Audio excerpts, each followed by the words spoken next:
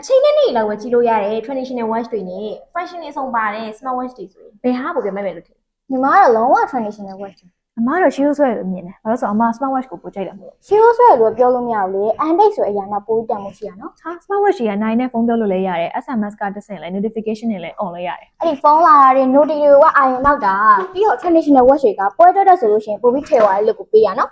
ဟာအဲ့ဆိုရင် smart watch တွေမှာလည်း analog တွေ digital watch face တွေအမျိုးမျိုးရှိရလေပြီးတော့ तू ကပွဲတက်အတွက်လည်းဒီဇိုင်းမျိုးမျိုးရှိရ အားခဏခဏသွင်းရတဲ့ထောင်ကိုလည်းပြောဦးလေ traditional watch တွေမှာဆိုလုံးဝအားသွင်းစရာမလိုအကာလေးနဲ့ရှိခံတာ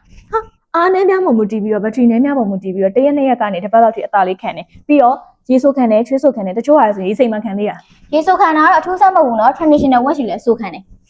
ဟာအထူးဆန်းဆိုရင်အခုနောက်ပိုင်း smart watch တွေမှာဆိုရင် AI fashion တွေပါလာတယ်အထူးဆန်းတာပဲလေ AI function ကတော့ဖုန်းနဲ့လည်းသုံးလဲဆင်ပြရပဲဒါကြောင့်ညီမကတော့ traditional watch ကိုအကြိုက်ဆုံးပဲ ဟာအဲ့လိုပြောကြည့်ဆိုရင်အမကလည်း smart mood တွေ health monitoring တွေပါတယ် smart watch ကိုအကြိုက်ဆုံးပဲ ကဲ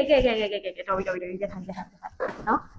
နှစ်ယောက်လုံးမှန်တယ် traditional watch မှာပဲဖြစ်ဖြစ် smart watch မှာပဲဖြစ်ဖြစ်နှစ်ခုလုံးမှာအားသာခြင်းနဲ့အားနည်းချက်ဆိုရှိရတော့ကိုကြိုက်တာကိုပတ်